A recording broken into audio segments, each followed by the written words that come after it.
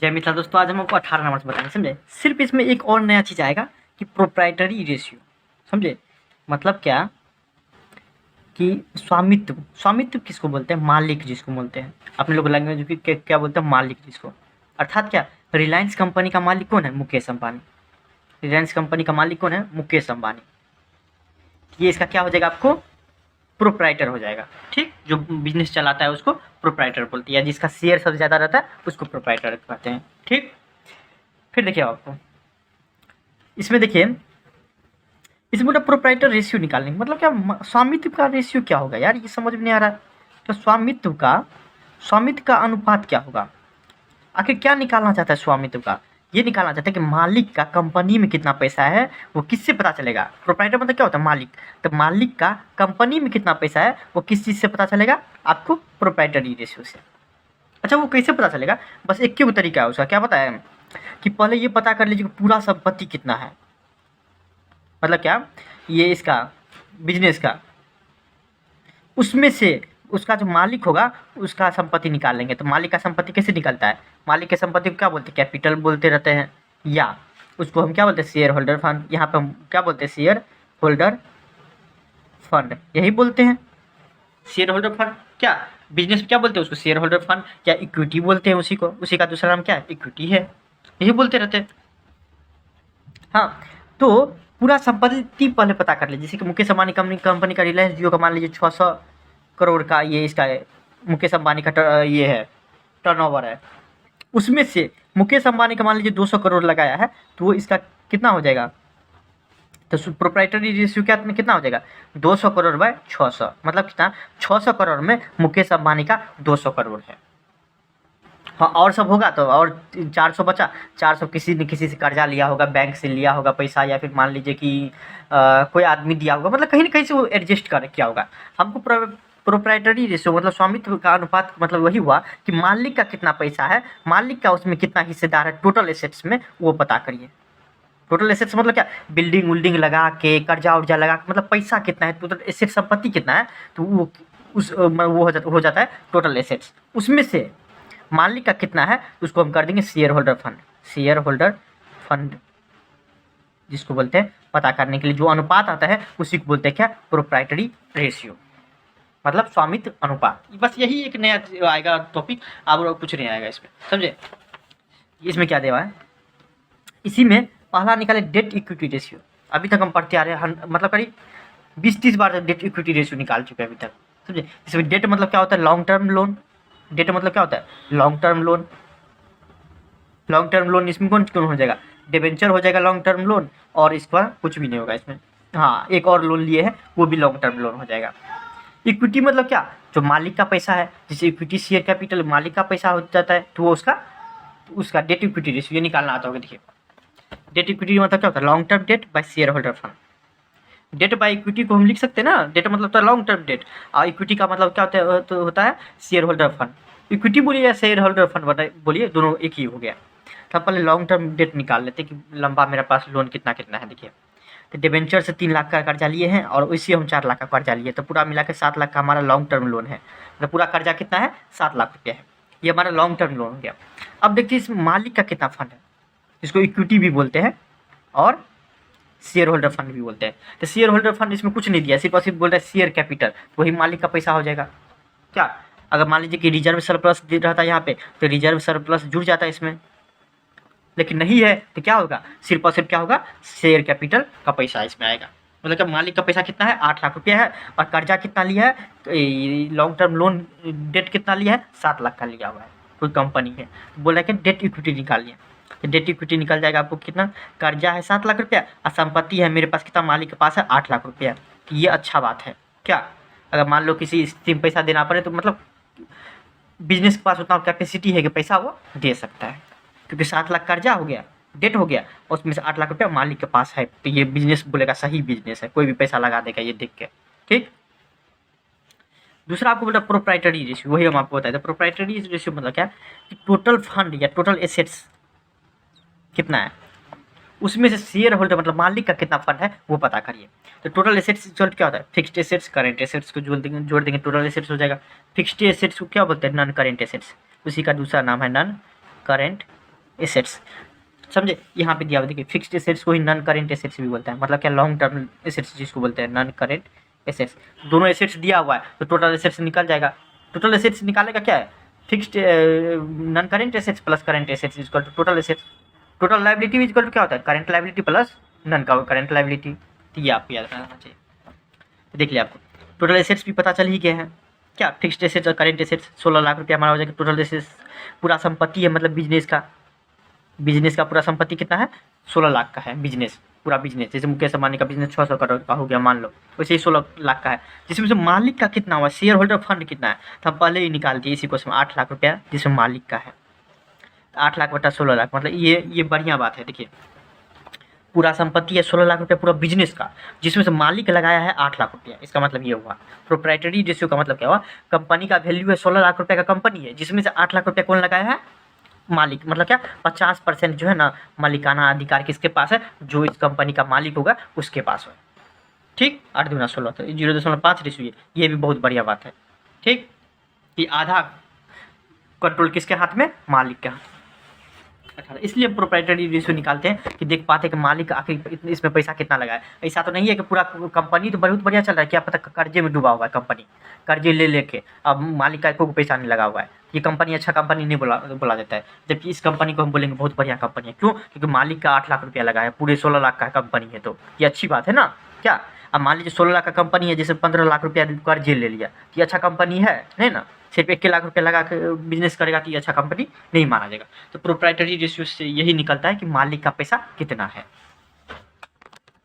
Police में तो क्या होगा, क्या है, पुलिस में भी वही डेट इक्विटी रेशियो, एक ही चीज़ आपका प्रोप्राइटरी रेशियो निकालना है। डेट इक्विटी मतलब क्या होता है, लॉन्ग टर्म बोरोइंग और लॉन्ग टर्म प्रोविजन को जोड़ देते हैं। प्रोविजन मतलब समझते हैं ना, प्रोविजन मतलब एक सेकंड रुचिएगा, लॉन्ग टर्म प्रोविजन आपको थोड़ा, बोरोइंग मतलब होता है उधार लेना, तो उसमें तो कोई दिक्कत नहीं है। प्रोविजन मतलब होता है प्रावधान। मतलब क्या हमको लग रहा है क्या कि 10 मतलब उधारी में माल बेचते हैं तो उसको क्या बोलते हैं, जो पैसा देगा हमको उसको बोलते हैं देनदार, डेटर बोलते हैं। मान लीजिए किसी कंपनी में 10 लाख रुपया हमको मिलने वाला है, वो हमारा डेटर हो गया, उधारी माल ले गया था और हमको देबे करेगा आज न कल पैसा, हमको भरोसा है। जिसमें से हमको लग रहा है कि 10 लाख में से यार 1 लाख रुपया नहीं देगा। हो सकता है आपका भी कहीं न कहीं पैसा लगा होगा तो 100% आप श्योर नहीं रहते कि दे ही देता है।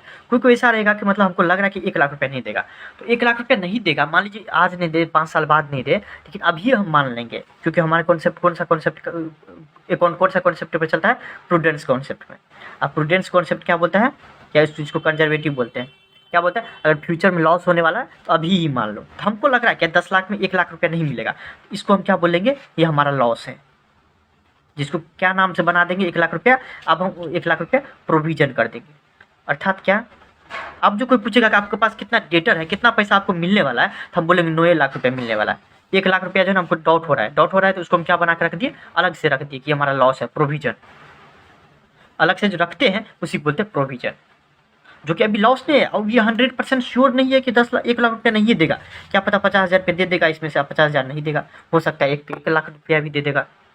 ये प्रोविजन होता है कि फ्यूचर में अगर कुछ होने वाला डिप्रिसिएशन हो या लॉस हो, उसको हम अभी ही क्या कर लेते हैं, कंसीडर कर लेते हैं, मान लेते हैं, और उतना पैसा हम घटा देते हैं कि मेरे पास अब संपत्ति 10 लाख का नहीं है, 1 लाख रुपया हमको लग रहा है नहीं मिलेगा, तो अब हम संपत्ति बोलेंगे कितना है मेरे पास है डेटर, तो 9 लाख रुपया है, मतलब 9 लाख रुपया मिलने वाला है हमको। ठीक, ये प्रोविजन इसलिए बनाते हैं कि फ्यूचर में हमको दिक्कत ना हो। ठीक, तो हमको लग रहा है कि दिक्कत होगा, तो फ्यूचर में दिक्कत होगा तो फिर लॉस हो जाएगा। अभी से हम क्यों नहीं लेके चलेंगे कि दिक्कत ना हो फ्यूचर में, इसलिए हम क्या करते हैं, प्रोविजन बना देते हैं।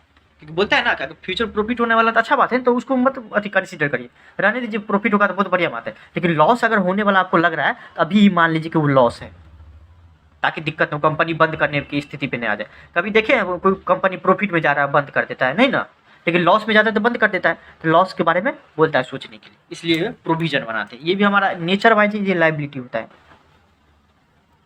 लाइबिलिटी होता है, एक तरह का खर्चा बोलिए या हानि बोलिए, लॉस बोलिए या एक्सपेंस बोलिए, क्या ये है। लेकिन इसका नेचर कैसा होता है, लाइबिलिटी होता है, प्रोविजन।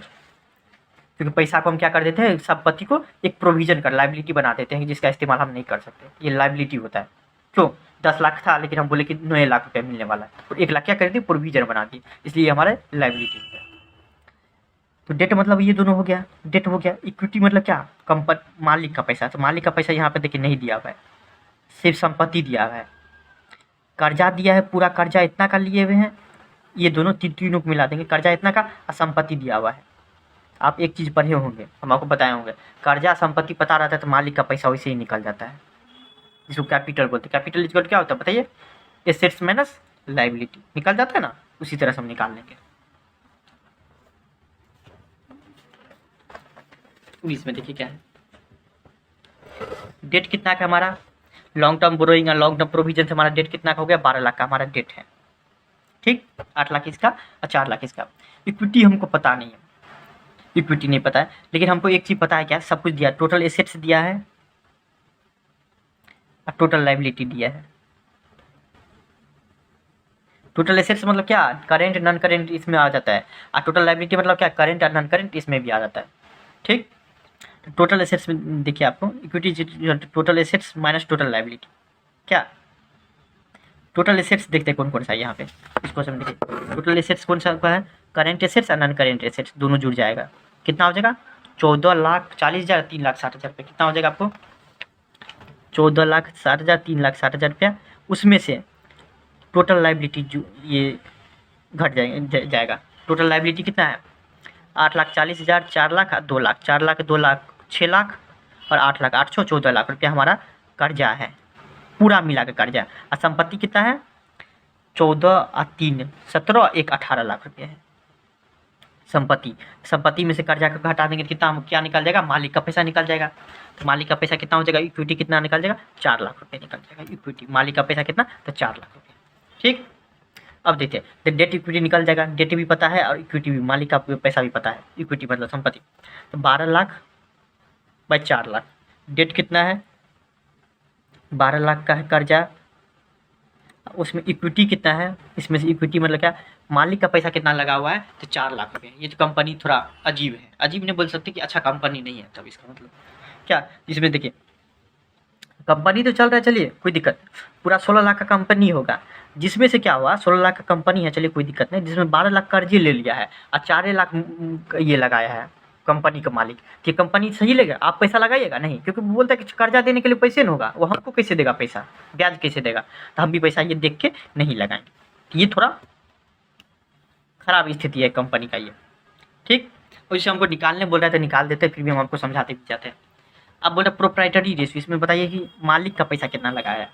तो मालिक का तो पैसा हमको पता है, share holder fund, share holder fund कहाँ है, ये इक्विटी को ही दूसरा नाम क्या है, शेयर होल्डर फंड। आपको अभी बताएं, इक्विटी का है दूसरा नाम क्या है, शेयर होल्डर फंड। तो हमको पता है 4 लाख मालिक का है इस कंपनी में, और हमको बोला टोटल संपत्ति में कितना है, 4 लाख तो है, लेकिन कंपनी में का वैल्यू कितना है, उसमें से मालिक का कितना है वो पता करिए। हम देखिए नॉन करेंट एसेट्स या करेंट एसेट्स को जोड़ देते हैं, नॉन करेंट एसेट्स या करेंट दोनों को जोड़ेंगे तो कितना हो जाएगा, 18 लाख। मतलब कंपनी का एसेट कितना है, संपत्ति कितना है, 18 लाख रुपया, जिसमें से मालिक का संपत्ति कितना है, तो 4 लाख रुपया। कंपनी का संपत्ति कितना है, 18 लाख रुपया, अब मालिक का कितना है, 4 लाख रुपया है। इसको करेंगे तो 2/9 हो जाएगा। एक कंपनी का संपत्ति ना, कर्जो लेंगे ना तो संपत्ति बढ़ जाएगा, उसका कर्जा भी बढ़ेगा साथ में, दूसरा बात है, लेकिन संपत्ति भी बढ़ेगा। तो ये टोटल एसेट्स मतलब सब कुछ जुड़ जाता है उसमें। अब मालिक का पैसा मतलब मालिक का पैसा कर्जा लेके नहीं, मालिक का अपना पैसा रहता है। जितना ज़्यादा मालिक का पैसा रहता है कंपनी, उतना ज़्यादा बढ़िया माना जाता है। जितना ज़्यादा कर्जा लेके कंपनी चलता है, उतना ज़्यादा खराब माना जाता है कंपनी, ठीक। कोई भी कंपनी में आप भी नहीं पैसा लगाएगा, हम तो पहले भी नहीं लगाएंगे, क्या तो पहले से कर्जा में डूबा हुआ, मेरा ब्याज क्या देगा वो। ये बड़ा बड़ा कंपनी कर्जे लेके बना है बड़ा, याद रखिएगा ये। इसमें बोल रहा है प्रोप्राइटरी रेशियो निकालने, total assets to debt ratio निकालना। प्रोप्राइटरी रेशियो निकालने के लिए क्या करना पड़ेगा हमको, ये पता करना पड़ेगा पहला टोटल एसेट्स कितना है, क्या मतलब कंपनी का कितना एसेट्स है, उसमें से शेयर होल्डर फंड कितना है। तो शेयर होल्डर फंड देखिए साफ साफ दे दिया है, शेयर होल्डर फंड पहले से निकाल के दे दिया है। कितना है आपको, 30 लाख 6 लाख नहीं 36 लाख नहीं होगा इसमें से। शेयर कैपिटल से कितना है आपको, मतलब इक्विटी शेयर से 20 लाख रुपया, प्रीफरेंस शेयर से 10 लाख रुपया, मतलब टोटल कैपिटल कितना है, 30 लाख रुपया का। और रिजर्व एंड सरप्लस कितना है, 6 लाख रुपया, जिसमें से नोट्स टू अकाउंट दिया है, देखिए नोट्स टू अकाउंट दिया हुआ है। चलिए कोई दिक्कत नहीं। तो रिजर्व सरप्लस कितना है आपको, 8 लाख रुपया का था, जिसमें से रिजर्व सॉरी प्रिलिमिनरी एक्सपेंस को घटा दिया। अच्छा बात है, कोई नहीं। 6 लाख रुपया ये है टोटल। शेयर फंड कितना है, शेयर होल्डर फंड 36 लाख रुपया का है। एक चीज़ तो पता चल गया, शेयर होल्डर फंड मालिक का कितना पैसा लगा हुआ है, तो 36 लाख रुपया। उसमें से क्या हुआ, टोटल एसेट्स नहीं पता चल पाए। टोटल एसेट्स कैसे कंपनी का पता चलेगा, करेंट एसेट्स और नॉन करेंट एसेट्स को जोड़ देंगे, टोटल एसेट्स निकल जाएगा। तो आपको आराम से निकल जाएंगे। देखिए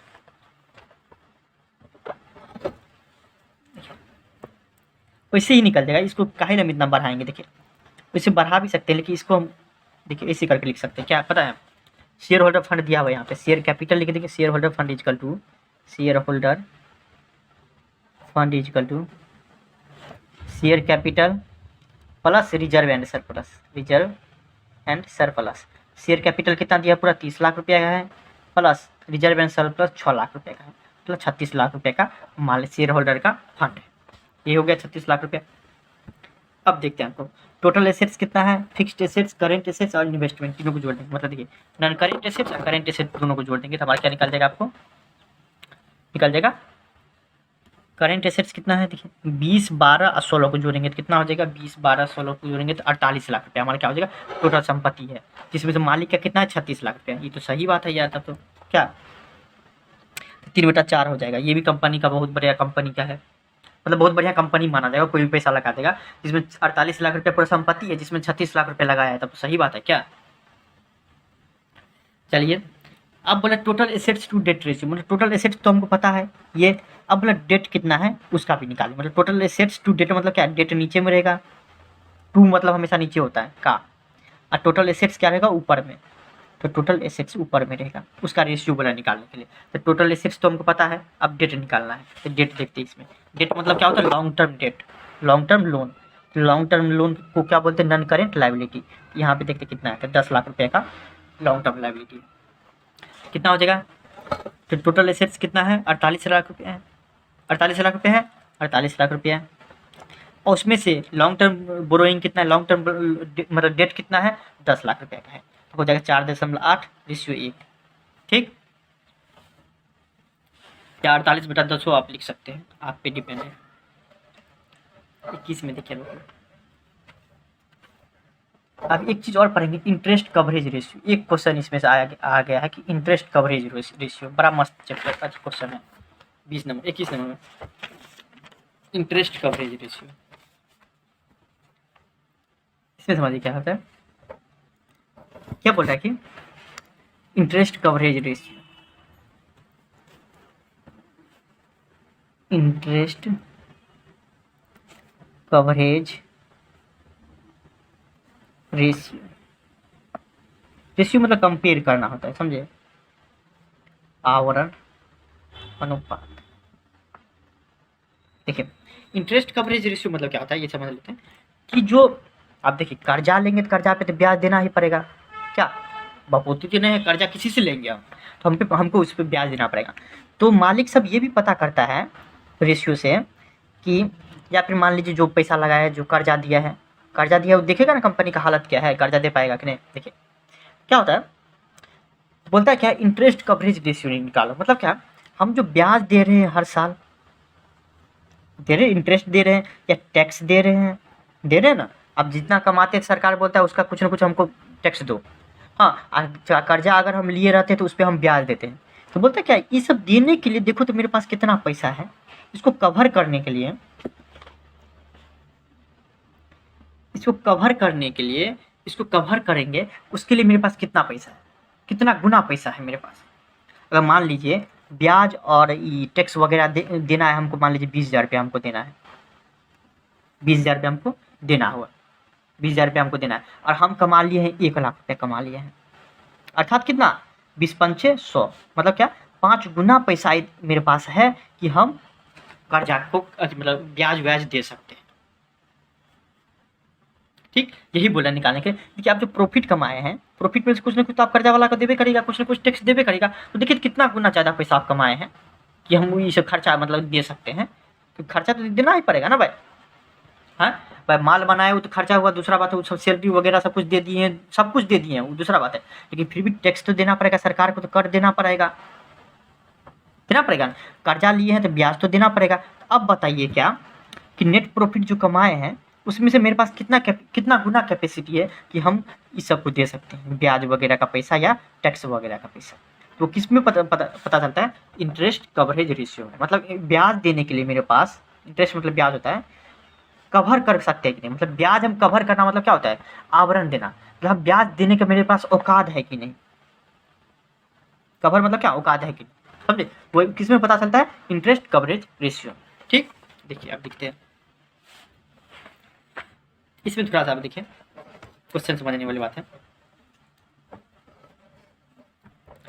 उसके बाद 22 नंबर में कुछ है ही नहीं, 21 नंबर में जो है सो है, समझे? इसी क्वेश्चन में जो है उसका लास्ट क्वेश्चन हो जाएगा। ठीक है, net profit after tax interest and tax. इसमें थोड़ा सा क्वेश्चन ट्विस्ट क्या दे दिया है कि प्रॉफिट तो दिया है, नेट प्रॉफिट हुआ है किसी कंपनी का 60,000 रुपया, लेकिन ये प्रॉफिट जो है ना टैक्स वगैरह दे के हुआ है, मतलब सब कुछ दे दिया है, नेट प्रॉफिट हुआ है 60,000 रुपया। हमको क्या निकालना है कि ब्याज देने से, क्योंकि ब्याज देने से पहले या टैक्स देने से पहले मेरे पास कितना पैसा या मेरे पास कितना प्रॉफिट है, तब ना हम पता कर पाएंगे कि मतलब प्रॉफिट कितना है और देना कितना है, कितना गुना देना है, कितना गुना मेरे पास पैसा है। तो क्या बोल रहा है कि टैक्स या ब्याज देने से पहले पहले प्रॉफिट हमको पता करना पड़ेगा कितना है। लेकिन ये जो 60,000 रुपये दिया है क्वेश्चन में, वो प्रॉफिट मतलब सब कुछ देख के नेट प्रॉफिट हमको कमाया हुआ 60,000 रुपया, समझे? जिसमें से मान लेते कि हमको 100 रुपया देना था, 100 रुपया हमारा प्रॉफिट हुआ पूरा ग्रॉस प्रॉफिट, जिसमें से हमको क्या क्या देना था? इंटरेस्ट देना था 40%, मतलब क्या टैक्स देना था। हम जो अब कमा रहे हैं उस पर तो इनकम टैक्स देना पड़ेगा ना भाई, हम जो कमा रहे हैं तो उसका आप भी कमाइएगा 40 लाख 50 लाख रुपया महीना या फिर 10 लाख रुपया महीना, तो आपको टैक्स देना पड़ेगा सरकार को। ठीक, ये होता है कि इनकम टैक्स, ये हो गया इनकम पे टैक्स। और उसके बाद क्या वो हम दिए हुए हैं आपको, हम जो कर्जा लिए हुए हैं, कर्जा भी दिए हुए हैं। इस क्वेश्चन में बोल रहा है कि कर्जा पे हम ब्याज दिए, और दोनों दे के हमारे पास कितना बचा हुआ है पैसा? 60,000 रुपये बचा है। हमको पता करना ये प्रॉफिट कि कितना प्रॉफिट पहले हुआ था, ताकि हम ये और ये इसका कैलकुलेट कर सकते हैं। अभी आपको समझ आएगी। प्रैक्टिकल क्वेश्चन जो है ना आपको प्रैक्टिकल तरीका से ही समझ में आते हैं। देखिए, इंटरेस्ट कवरेज रेशियो यही होता है net profit before tax and interest और लॉन्ग टर्म टैक्स। मतलब क्या, हम ब्याज कितना देंगे, हाँ, अब मेरे पास नेट प्रॉफिट कितना है, लेकिन नेट प्रॉफिट कब? ब्याज देने से पहले ना हम पता करेंगे ब्याज देने का मेरे पास कितना कैपेसिटी है। एक चीज बताइए, ब्याज देंगे हम इस दोनों पे, इनकम टैक्स और कर्जा वाला को, तो कब पता चलेगा? ब्याज दे देंगे तब तो उसके बाद तो थोड़ा पता चलेगा कितना गुना हम मेरे पास कैपेसिटी है। इसमें बोला कितना गुना आपके पास कैपेसिटी है वो पता करिए। अगर मान लीजिए 20,000 रुपये हमको देना है ब्याज, अगर मान लीजिए 60,000 रुपये हम कमाए हैं, तो मेरे पास 3 गुना कैपेसिटी है कि हम दे देंगे कब। और 20,000 इसमें से घटा देंगे 40,000 रुपये हमारा नेट प्रॉफिट हो जाएगा। लेकिन कैपेसिटी कितना था मेरे पास? 3 गुना पैसा था, 3 महीने का हम दे सकते हैं पैसा। यही बोला कि कितना कैपेसिटी है, कितना गुना, वो पता करें।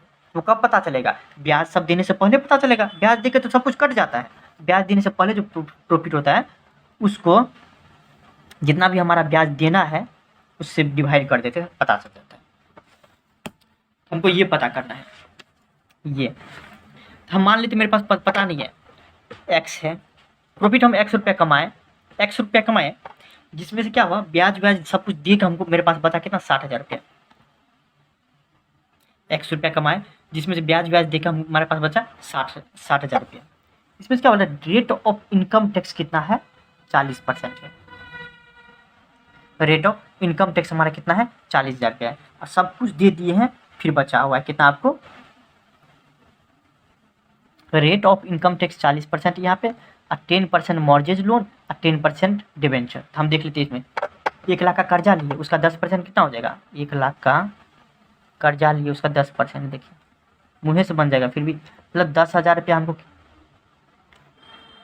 ब्याज देना है इस पे, मॉर्गेज लोन पर बंद के ऋण पे, और 10,000 रुपये किस पे देना हमको? डिबेंचर पे हमको देना है। ये हमारा ब्याज देना है। हाँ, और मान लीजिए पूरा प्रॉफिट 100 रुपया कमाए, 100 रुपया में 20,000 रुपया हमको ब्याज देना है, और उसका 40% क्या देना है हमको? इनकम पे टैक्स देना है, इनकम पे टैक्स देना है, टैक्स देना है, इनकम पे हमको टैक्स देना है। लेकिन ये 60,000 जो रुपया है ना, वो आपको सब कुछ देने के बाद बचा, मतलब कितना, 40% को घटा देंगे तो 60% बचा, अर्थात कितना, अब समझ में आएगा कि x का 60% इक्वल टू 60,000 रुपये दिया हुआ है, कि 40% तो हम दे दिए, चलो कोई दिक्कत नहीं, लेकिन ये जो 60,000 रुपया है ना, वो 60% का है जो कि हम नहीं दिए हैं। देखिए अब आपको, तो x इक्वल टू क्या हो जाएगा, अभी आपको यहाँ पे समझ में आ जाएगा, 60,000 गुना 100/60 इक्वल टू 1,00,000 रुपये। अगर मान लीजिए मेरे पास 1,00,000 रुपया था, अगर था, तब हम उसका 40%, ठीक है, उसका 40% कितना हो जाएगा, 40,000 रुपया। इसका मतलब हम क्या दे दिए, 40% दे दिया, मतलब क्या, ये टैक्स दे दिए है, तब ना बचा मेरे पास 60,000 रुपया। 1,00,000 रुपया हम कमाए होंगे, तब ना उसका 40% दिए, तब ना हमारे पास देखिए यहाँ पे 60,000 रुपया बचा, साफ साफ दिया हुआ है। ये क्या हो जाएगा, 1,00,000 रुपया हमारा नेट प्रॉफिट बिफोर टैक्स 1,00,000 रुपया था। अब नेट प्रॉफिट बिफोर हमको क्या करना है, आपको इंटरेस्ट देखना है।